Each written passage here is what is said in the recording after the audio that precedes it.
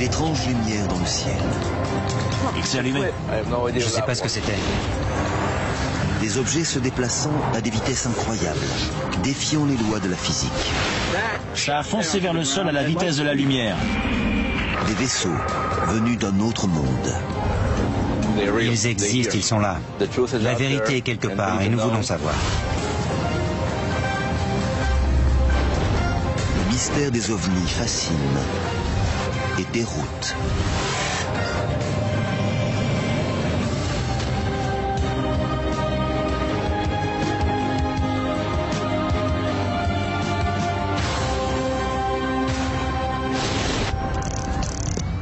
Winstead, Connecticut, janvier 2011, 20h.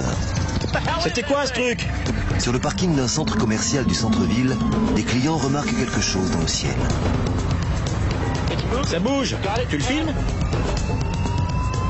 Comme souvent de nos jours, l'événement est filmé par des téléphones portables. C'est incroyable. E.T., téléphone, maison. Les images sont postées sur un site de partage de vidéos. C'est le dernier exemple en date d'objets volants non identifiés, un phénomène qui semble défier la raison. Je sais pas ce que c'est. Du moins, officiellement. Chaque année, partout dans le monde, des milliers de gens disent avoir vu des ovnis. Il n'y a pas d'aéroport dans le coin. C'est incompréhensible. À Rio, Londres, Paris ou New York, les ovnis sont un phénomène mondial et une énigme. Depuis 60 ans, Je vois des lumières. Je les filme. partout où des ovnis sont repérés, ils font la une des médias.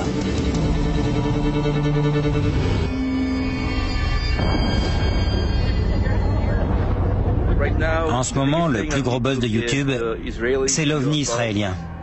Un vaisseau qui s'est posé sur un temple. C'est un ovni? C'est dingue. On le voit se poser sur le toit et puis décoller à la vitesse de la lumière. J'ai regardé la vidéo plein de fois et je pense que c'est un vrai. Ce genre de scène enflamme l'imagination des passionnés de phénomènes inexpliqués. On en a vu dans le Mississippi, mais jamais comme ça. Immédiatement, on enquête pour découvrir la vérité.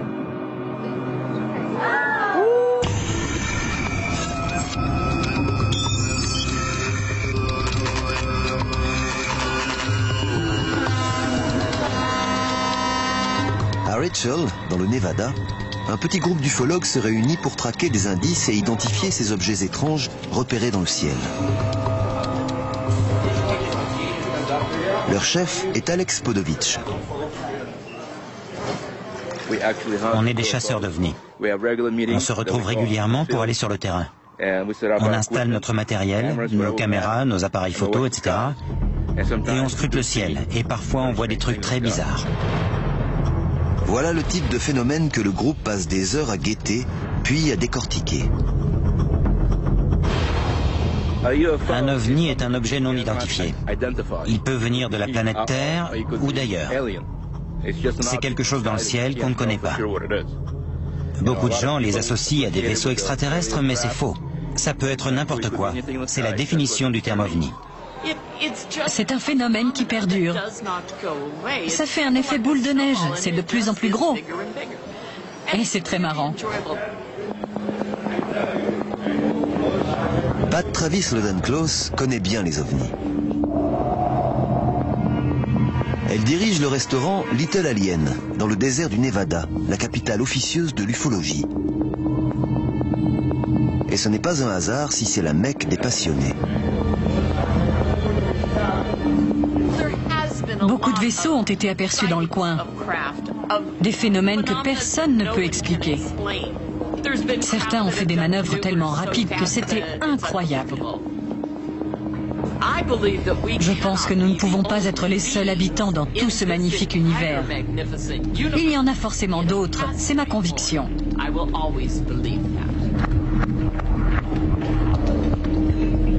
Pour Pat, les ovnis sont l'œuvre d'extraterrestres. Une opinion partagée par certains qui ont enquêté sur la question. C'est un fait, ils existent, ils sont là. Et la vérité, c'est qu'ils nous ont créés. Et l'espèce humaine a besoin de savoir d'où elle vient et de connaître ses origines. Depuis des décennies, les ufologues cherchent la vérité, mais ce n'est pas facile.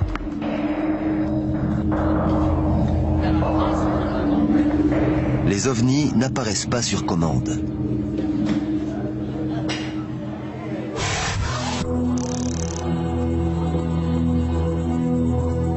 Pour les chasseurs d'ovnis, le Graal, c'est de trouver une vraie soucoupe volante, disons un vaisseau spatial, de le prendre en photo et de le toucher.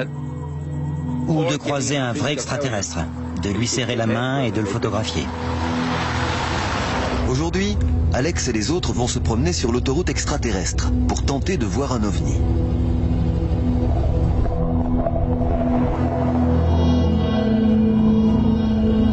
C'est toujours excitant de partir en chasse. Ce sera peut-être l'occasion de trouver quelque chose que je cherche depuis des années. On va aller jusqu'à la célèbre boîte à lettres. À la base, elle était noire. Maintenant, elle est blanche. La boîte à lettres est un lieu bien connu du folklore ufologique. Un très grand nombre d'ovnis ont été vus à cet endroit.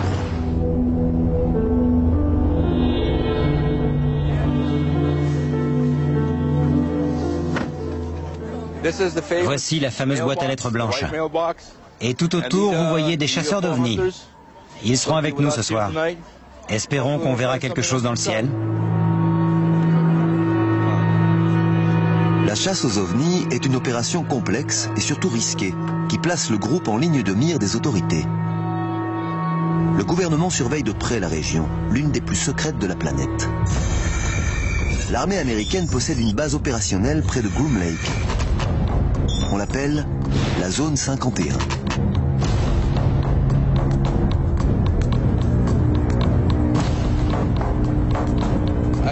Je vois une tour de guet au sommet de la montagne. Il doit y avoir un radar là-bas. Derrière la crête, il y a leurs installations. Et à 14 km au sud, il y a la zone S4. Là où tous les vaisseaux extraterrestres seraient amenés. C'est juste là. En ce moment, on est sans doute surveillé par la tour de guet. Ils savent qu'on est là. Ils viendront peut-être plus tard pour voir ce qu'on filme. En général, ils sortent s'ils voient des gens avec des caméras. Selon les ufologues, c'est dans la zone 51 que le gouvernement américain cache ses soucoupes volantes. Elles sont les preuves que les vaisseaux extraterrestres sont réels et que certains se sont posés sur Terre.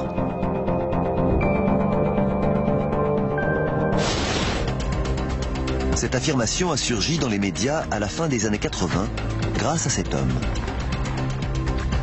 Je m'appelle Bob Lazar. En 1988, le physicien Robert Lazar a raconté à des amis qu'il avait vu des soucoupes volantes quand il travaillait sur un projet top secret dans la zone 51. Il y a des preuves tangibles de l'existence de vie ailleurs. Le boulot de Bob consistait à voir s'il pouvait faire la rétro-ingénierie de ce système de propulsion. John Lear est un ami de Robert Lazar depuis plus de 20 ans. Il est l'un des premiers à qui il a parlé des soucoupes volantes. J'ai rencontré Bob Lazar en 1988. Et la première chose qu'il m'a dite, c'est « J'ai vu un disque aujourd'hui ». J'étais en train d'écrire et j'ai répondu « Quoi ?» J'ai vu un disque. D'ici ou d'ailleurs? D'ailleurs. Ce véhicule est un disque, ce qu'on appelle communément une soucoupe volante. Il m'a dit que la première fois qu'il l'avait vu, le disque portait un drapeau américain. Du coup, il a pensé, ça explique tout. On a des soucoupes, elles viennent de chez nous. C'est de là que partent les rumeurs. Mais quand il a jeté un œil à l'intérieur, il a vu des sièges minuscules, environ de cette taille. Et là, c'est devenu clair. Il a compris que c'était un vaisseau extraterrestre. Cette révélation par un scientifique autorisé à pénétrer dans la base top secrète a fait grand bruit. Les soucoupes volantes existaient bien et le gouvernement les cachait. En fait, ils injectent des protons dans le moteur. Et selon moi, tout ce que nous avons développé a été influencé par les extraterrestres et leur technologie. Si les ovnis et les soucoupes volantes sont réels et dissimulés dans des bases secrètes, au milieu du désert du Nevada, cela soulève plusieurs questions. À quoi servaient-elles? Où ont-elles atterri? Et quand les États-Unis les ont-ils trouvées?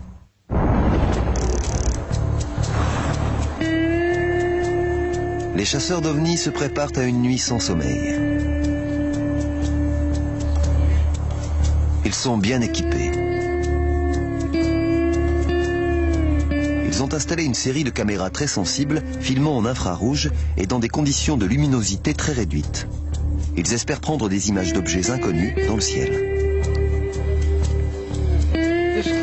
D'ordinaire, ces équipements servent à des opérations de surveillance dans des environnements très sombres. Certains utilisent la lumière naturelle, même si c'est juste celle des étoiles. D'autres sont des caméras de vision nocturne traditionnelles qui amplifient la lumière. Donc si quelque chose arrive vers nous et émet de la lumière, on le verra. Avant que tout le matériel soit installé, Alex Podovitch remarque quelque chose. T'as vu la traînée de condensation? Ça doit être un F-16. Tu crois qu'on va voir quoi ce soir? J'espère qu'on va voir quelque chose qui a été conçu en rétro-ingénierie à partir de la technologie extraterrestre. Prêt? Presque. Si on a des caméras infrarouges, on peut voir quelque chose d'invisible à l'œil nu. Qu'on n'est pas censé voir. Exactement. Comme ça, on a l'occasion de soulever un coin du voile. Et c'est légal? Mais oui, on est sur un terrain public. Mais si tu te fais arrêter, tu ne me connais pas. Si un ovni est repéré, les chasseurs sont prêts à le filmer et le photographier dans les moindres détails.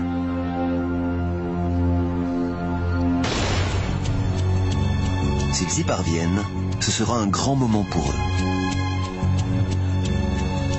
Il faut que tout marche. Ces appareils sont nos yeux cette nuit. Ouais, ça m'a l'air bien. Espérons qu'il y aura des lumières bizarres qui bougent en zigzag ou super vite. Regarde par là. J'espère voir un vaisseau spatial, si possible. Dans l'obscurité, au loin, le groupe a remarqué quelque chose. Il fait trop sombre pour les caméras normales, mais celles prévues pour la faible luminosité ont peut-être repéré quelque chose. Il bougeait et il a disparu. Dans cette direction. C'est lumineux. Ah, c'est super. Il s'est allumé. Juste là. Rouge orangé. Là, à 1 heure. Quel est le verdict des équipements ultrasensibles? Bon. Voilà ce qu'on vient de voir. Juste à côté du 2, sur la 3e caméra, une lumière est apparue. Et là, il en a une autre. Elles sont restées là autant de temps, toutes les deux, et puis elles ont disparu. Elles étaient stationnaires. Elles étaient là, et elles sont parties. Ce n'est pas un pixel sur l'écran ou un problème technique. L'équipe a remarqué quelque chose, mais ne sait pas ce que c'est.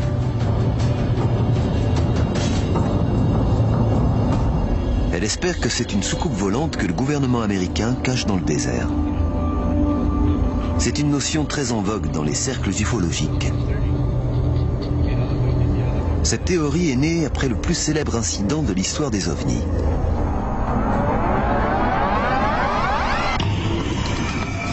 « 8 juillet 1947. Roswell, Nouveau-Mexique. Des débris sont découverts dans un ranch. Et ils sont inhabituels.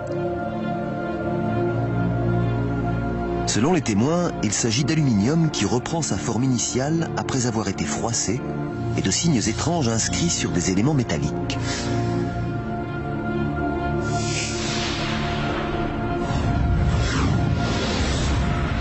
Une légende ufologique était née. D'autant que 24 heures plus tard, les autorités font machine arrière et déclarent que la soucoupe volante de Roswell n'était qu'un ballon météorologique. Et depuis, la polémique fait rage.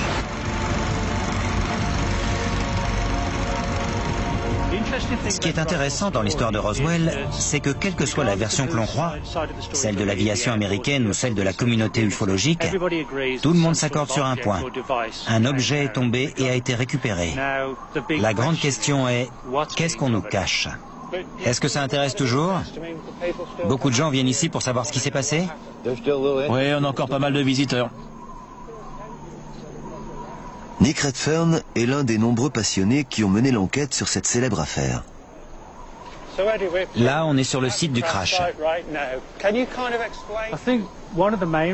Si ça intéresse le public et si les ovnis fascinent autant, c'est en grande partie parce que les gens ont envie de mystère. Ils adorent ça, que ce soit les ovnis, le monstre du Loch Ness, Bigfoot ou les fantômes.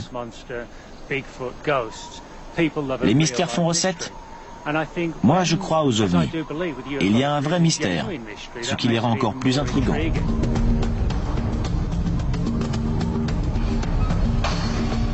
On n'a jamais trouvé de preuves tangibles de l'atterrissage d'une soucoupe volante au Nouveau-Mexique. Mais les rumeurs ont donné naissance à une mythologie moderne.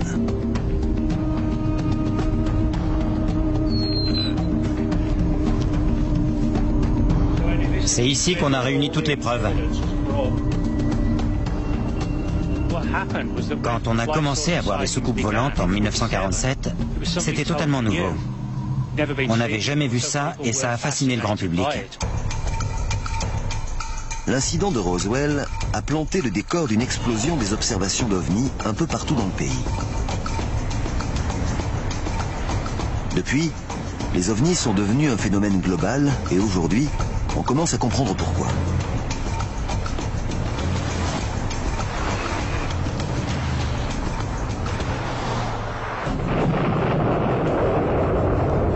La fin des années 1940 marque le début de la fascination américaine pour ce phénomène. Cette obsession a coïncidé avec la guerre froide.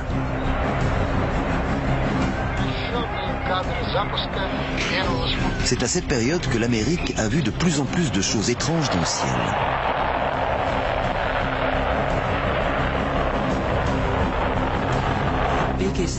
Le plus gros traumatisme pour l'Amérique de l'après-guerre, dans les années 50, c'est l'apparition du Spoutnik dans le ciel.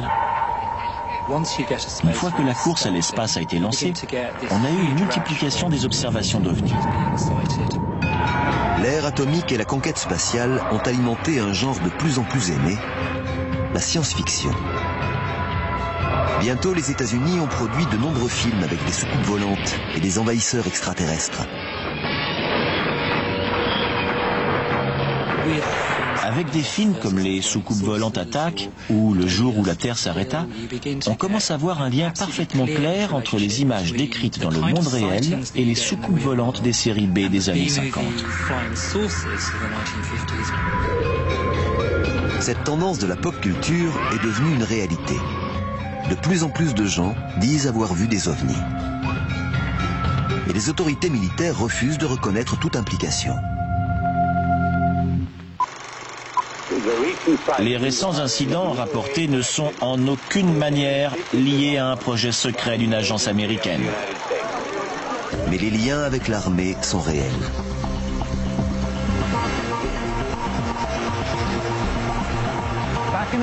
Dans les années 50, l'aviation américaine a bel et bien travaillé sur des projets de construction de vaisseaux circulaires. L'un d'eux était l'Avrocar, et il avait de l'allure. Il ressemblait à une soucoupe volante argentée. À l'apogée de la guerre froide, les Soviétiques et les Américains planchaient sur des machines expérimentales, en espérant remporter la suprématie mondiale. L'Avrocar était l'une de ces expériences secrètes. C'était une machine vraiment cool avec un dôme transparent. Elle n'a jamais décollé de plus d'1 mètre malgré une puissance de 3000 chevaux.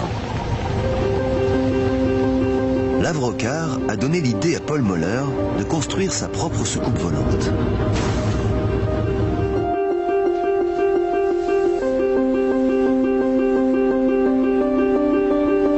Je pense que ça rappelle l'image de la machine qu'on voyait dans le dessin animé Les Jetsons dans les années 60, avec le dôme transparent et une grande liberté de mouvement. Cette série a eu un grand succès aux États-Unis et je pense que ça a éveillé la curiosité des gens.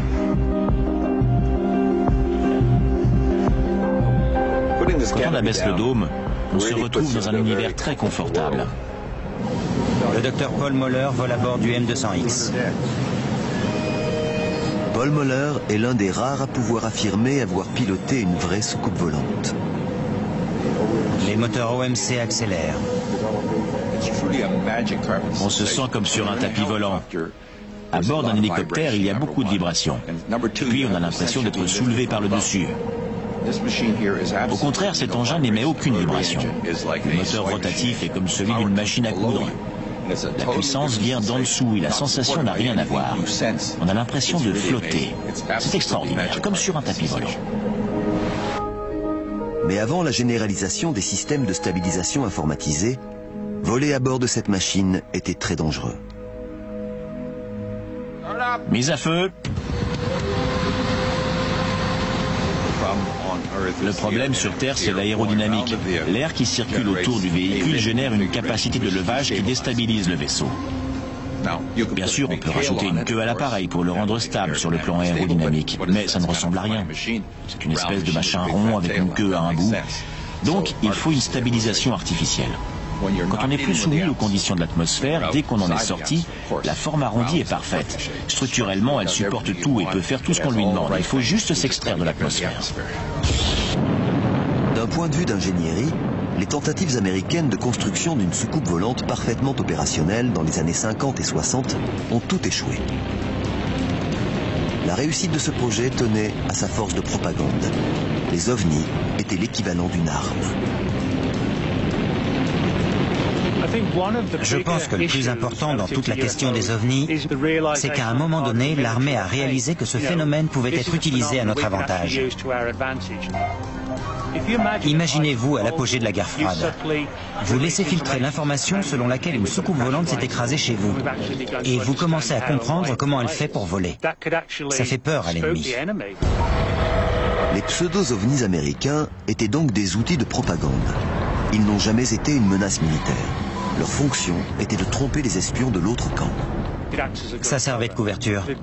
Les vrais projets militaires sérieux portaient sur des vaisseaux et des plateformes très sophistiquées. Et ils étaient noyés dans la masse des rumeurs de rétro-ingénierie, de dossiers top secrets et de conspiration. Et pendant qu'on enquêtait sur eux, les vrais secrets militaires étaient à l'abri.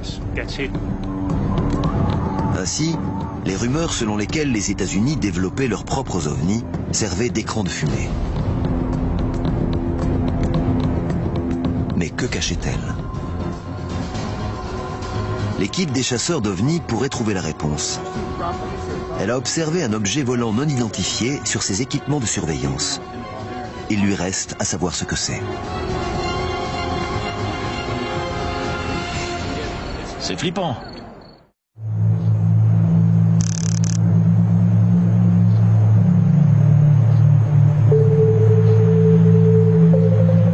Peter Merlin connaît bien ce qui se passe au-dessus du désert. Pour lui, il suffit de regarder au sol pour voir la trace du passage des ovnis.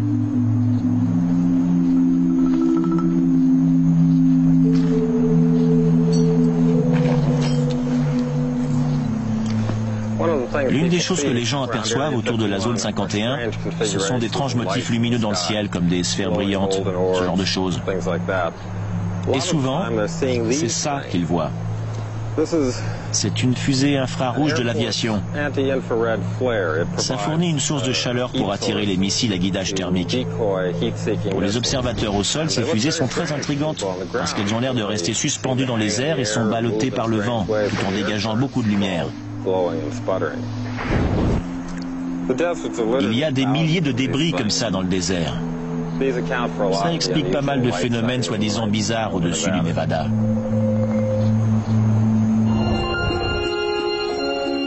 Mais pour les ufologues, cette explication ne tient pas et ils refusent d'y croire.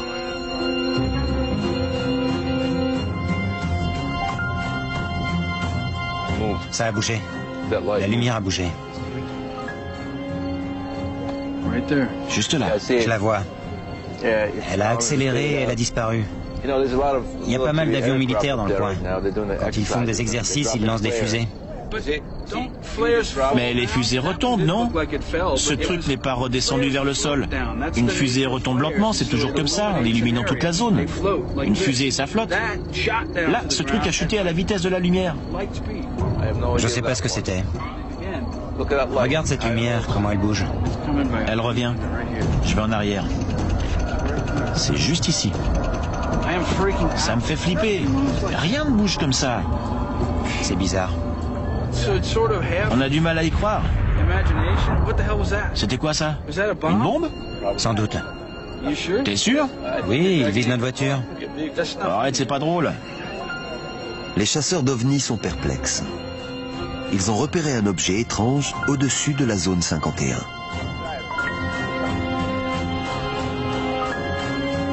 Les gens comme John Lear ne sont pas étonnés. Pour lui, il y a une explication toute simple.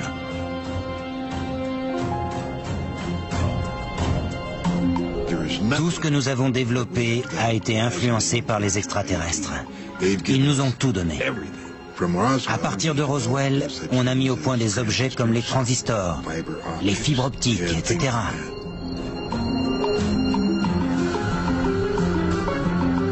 Les chasseurs d'ovnis ont-ils aperçu l'un des vaisseaux créés par rétro-ingénierie dont parlait Bob Lazar à la fin des années 80?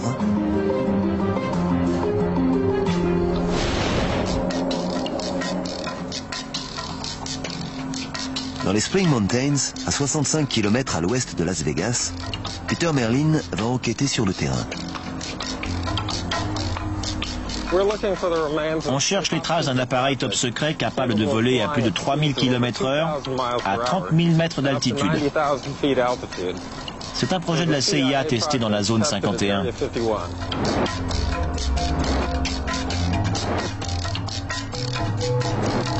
La question est, ce projet est-il basé sur une technologie extraterrestre?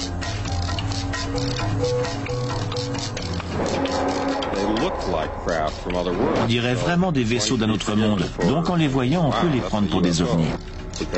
Et si on n'a jamais vu d'appareil de ce type, c'est bien un objet volant non identifié.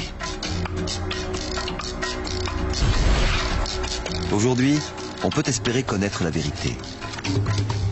En 1967, un prototype ultra secret s'est écrasé dans ces montagnes.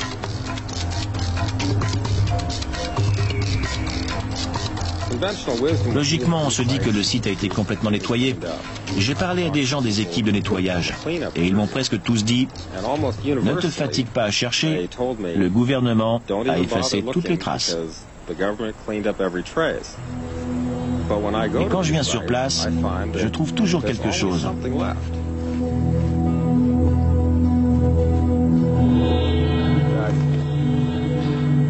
Ça, c'est un gros morceau de titane. On voit de la peinture noire à l'extérieur et cet appareil était noir. C'était un bout de sa structure conçu pour absorber les ondes radar. C'était l'un des composants les plus secrets de l'appareil. Ça peut sembler surprenant de trouver ces débris alors qu'ils sont censés avoir nettoyé. Mais il y en a partout dans le désert.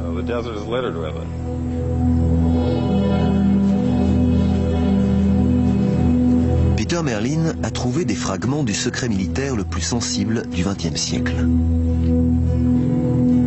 Ce n'est pas un vaisseau extraterrestre, mais pendant la guerre froide, pour les soviétiques, ça ne faisait pas une grande différence.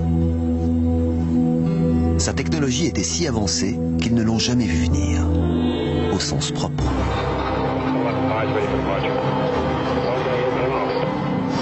Présenté dans les années 80, l'avion furtif américain a changé la donne en matière de combats aériens. Son allure et ses capacités étaient hors normes, et lors de ses vols top secrets au-dessus du désert du Nevada, il a pu être pris pour un ovni. Mais des avions furtifs ne peuvent pas expliquer tous les ovnis observés dans le monde.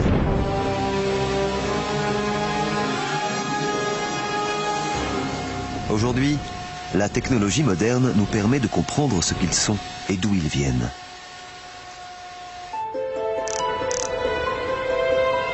Dans notre monde actuel de gadgets high-tech, des inventions très simples peuvent être confondues avec des ovnis.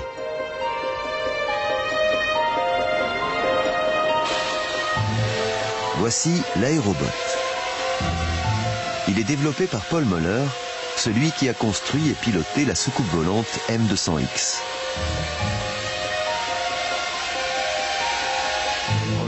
L'aérobot que je fais voler est un véhicule conçu pour inspecter les ponts. On avait un gros problème. Comment inspecter un pont sans risquer la vie de quelqu'un quand on veut identifier des lézardes dans la structure? L'aviation américaine utilise ces machines expérimentales pour des missions de surveillance aérienne. Et ces engins sont inconnus du grand public. Pour un observateur lambda, c'est exactement le type d'objet qui attire l'attention et qui semble inexplicable.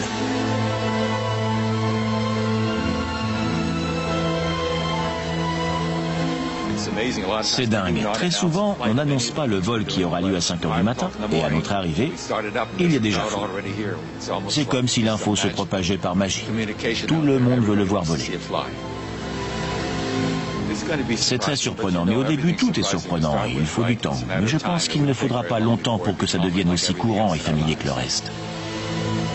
Pour un regard non avisé, les gadgets inventés par Paul Muller peuvent passer pour des objets volants non identifiés.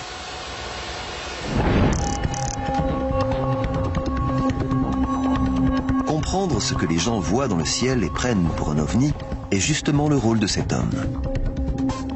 Marc D'Antonio est l'analyste en chef du MUFON, le réseau mutuel des ovnis, une organisation américaine qui enquête sur les phénomènes inexpliqués.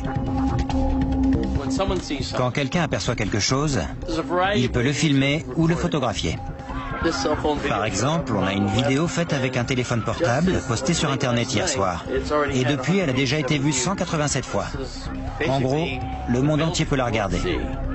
C'est l'OVNI observé au-dessus du centre commercial de Winstead, dans le Connecticut. Marc D'Antonio a l'habitude d'étudier ce type d'images pour les décrypter. Dans la plupart des cas, son verdict surprend les témoins de la scène. Comme on peut l'imaginer, les vidéos d'OVNI sont souvent en réalité des images d'objets volants tout à fait identifiables, comme des avions, des insectes, des oiseaux, des météorites ou d'autres choses qui volent dans l'air.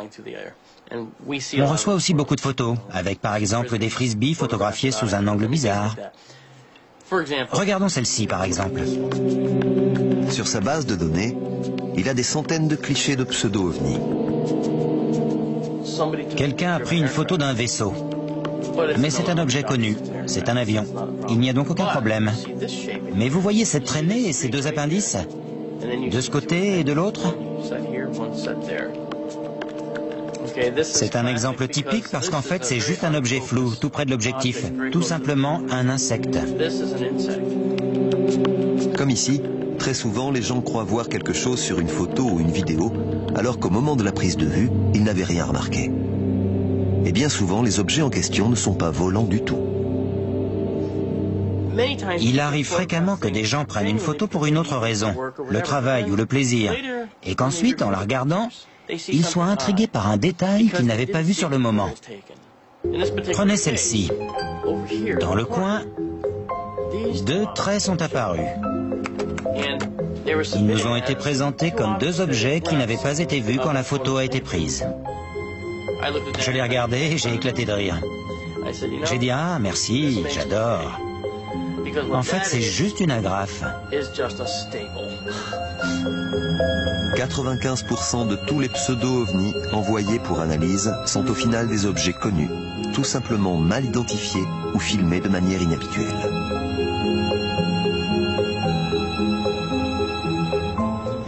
En général, les ovnis deviennent des ovis, des objets volants identifiés. Et il s'agit d'avions, d'hélicoptères, de phénomènes atmosphériques ou de corps célestes, comme des météorites, etc. Mais qu'en est-il des 5% restants, ceux qu'on ne peut pas expliquer? Toutes les images qu'on a étudiées jusqu'à présent ont fini dans la catégorie identifiée pour 95% d'entre elles. C'était des avions, des insectes ou des fusées. Dans le cas qu'on voit ici, c'est vraiment un objet volant non identifié. On ne sait pas ce que c'est. C'est un cliché qu'on nous a envoyé pour analyse. D'autres gens que moi l'ont étudié et on ne sait pas. Ce qui nous intéresse vraiment, c'est ce petit pourcentage de non identifiés. C'est autour de ce petit nombre de cas que tout le monde se bagarre. Bien sûr, si les croyants ont raison, si ne serait-ce qu'un seul ovni est authentique, ça veut dire que les vaisseaux extraterrestres existent. C'est une question qui obsède la communauté des ufologues depuis le début. Quelque chose qui vole dans le ciel et qu'on ne peut pas identifier n'est pas obligatoirement un vaisseau extraterrestre. Il n'y a aucune raison pour qu'en 2011, si quelqu'un voit un engin circulaire dans le ciel, il soit construit par des aliens. Et en voici la démonstration, toujours à Winstead, dans le Connecticut. Sur ce parking mal éclairé, les passants observent un objet étrange dans le ciel.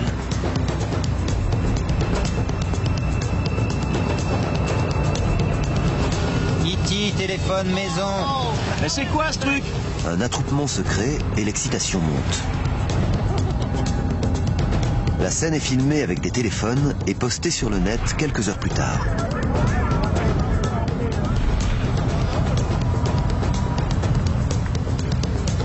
A priori, il n'y a aucun trafic aérien dans la région. Aucun vol de dirigeables ou d'engins publicitaires n'a été annoncé. Pour tous les gens présents, c'est bien un ovni. Incroyable! Le problème, c'est que plus la technologie progresse dans le grand public, plus c'est facile de monter un canular crédible. Il y a 30 ou 40 ans, une bonne photo d'ovni pouvait bien être un vrai ovni, parce que c'était difficile à créer de toutes pièces. Mais aujourd'hui, un ovni réaliste, ça peut être juste un ado boutonneux de 16 ans qui vit chez sa mère et qui fait un film de qualité. Ensuite, il le met sur Internet et se marre en voyant les ufologues se mettre dans tous leurs états.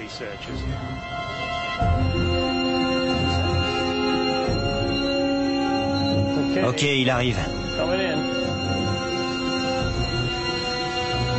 Cet ovni est un canular. La soucoupe volante du Connecticut est née dans un atelier 24 heures plus tôt.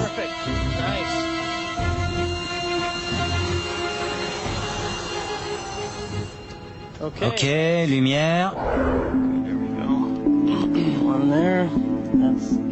C'est une expérience imaginée pour notre enquête par Marc D'Antonio. On trouve tellement de choses dans les magasins pour le grand public qu'on peut très facilement fabriquer un petit vaisseau que des gens prendront pour un ovni. Ça nous complique la tâche, parce qu'on doit distinguer le vrai du faux. Et pourtant, il y a bien des phénomènes inconnus. Et c'est ce qui nous intéresse. Mais Marc n'a pas monté ce canular sans raison. Il avait un but précis. C'est essentiel que les gens sachent interpréter ce qu'ils voient dans le ciel, qu'il s'agisse d'un météorite ou d'un quadcoptère à 4 hélices avec des phares. Il y en a littéralement des milliers dans le ciel. On doit leur montrer ce que c'est, parce que beaucoup trop de gens les signalent et pensent avoir vu un truc qui va changer leur vie. En fait, c'était juste un petit plaisantin qui leur faisait une blague. Pour nous, c'est important d'informer le public. Et on veut aider les gens à démasquer les mystificateurs et montrer comment ils ont monté leur canular. C'est bon. C'est parti. Le mystère de l'OVNI du Connecticut a été résolu. Mais ce n'est pas toujours le cas. Que penser des 5% de cas incompréhensibles?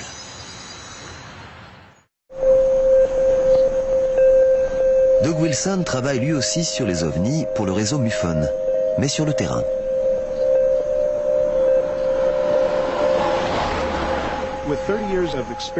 Ça fait 30 ans que je suis enquêteur et en général, au bout de quelques minutes d'entretien, je peux dire s'il s'agit d'une planète, d'un avion ou de je ne sais quoi, même si le témoin que j'interroge est sûr et certain que ce n'était pas un avion.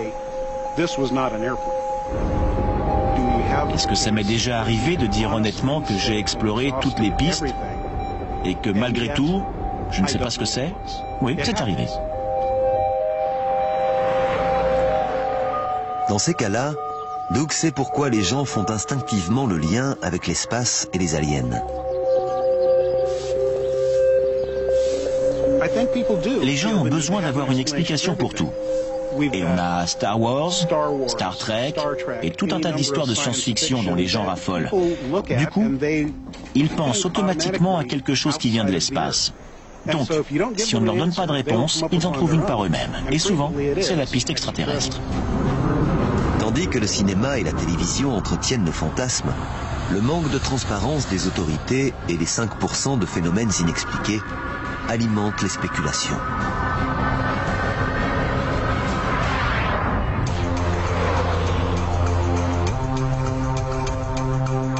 Un incident survenu au milieu du XXe siècle, au Nouveau-Mexique, a particulièrement fait recette. Il a donné naissance à une industrie nourrie par notre fascination pour l'inconnu. Mais en vérité, l'affaire de Roswell n'a rien d'un mystère. La meilleure explication pour tout l'incident de Roswell, c'est une expérience de physique qui a mal tourné et qui a conduit à des conséquences imprévues. Aujourd'hui, la version officielle de Roswell est le crash d'un système d'espionnage top secret dont le nom de code était Projet Mogul. Ces ballons étaient des engins énormes. On a un dessin ici. Il mesurait 180 mètres, ce qui fait presque la moitié de la hauteur de la tour Eiffel. Contrairement à ceux qui maintiennent que c'est une soucoupe volante qui s'est écrasée dans le désert, le physicien David Thomas a la preuve que la version officielle est la bonne. Voilà une copie en plus petit de la poutrelle retrouvée parmi les débris de Roswell.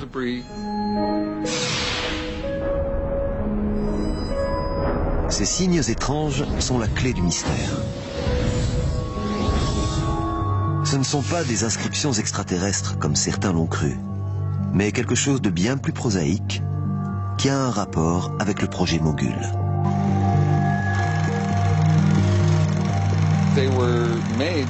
L'aviation américaine a fait fabriquer les ballons par une entreprise de jouets de Manhattan. Et comme ces réflecteurs n'étaient pas assez solides, l'armée a demandé si on pouvait les renforcer. Alors l'entreprise a collé du ruban adhésif qui provenait de son rayon jouet. Il se trouve qu'il était décoré de symboles bizarres, un peu comme des hiéroglyphes, qui ont pu être interprétés comme des signes extraterrestres. Voici le ruban adhésif. On y voit les dessins décrits par les témoins, mais ils n'ont rien d'extraterrestre. Malgré les preuves, certains continuent d'y croire. 60 ans de théories diverses ne peuvent pas être balayées si facilement. Personne ne va cacher un ballon météo. Idem pour les ballons du projet Mogul. Il y en a eu d'autres qui sont tombés sur le sol américain à l'été 1947, mais ils n'ont pas fait l'objet de mesures de sécurité aussi strictes que l'incident de Roswell. Et pour moi, ça écarte la thèse d'un ballon du projet Mogul. C'est l'événement le plus célèbre et son explication ne sera peut-être jamais universellement acceptée. Pourtant, la vérité est indéniable. Dans l'immense majorité des cas, les ovnis ne restent pas non identifiés très longtemps. Il peut s'agir d'une mauvaise interprétation, d'un phénomène atmosphérique, de ballon, de canular ou d'une simple agrafe.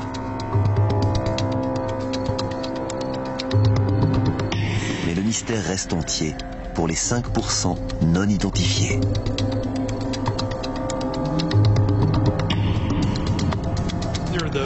Certaines personnes comprennent que parmi toutes ces lumières mystérieuses et ces phénomènes bizarres dans le ciel, il y a pas mal de choses clandestines.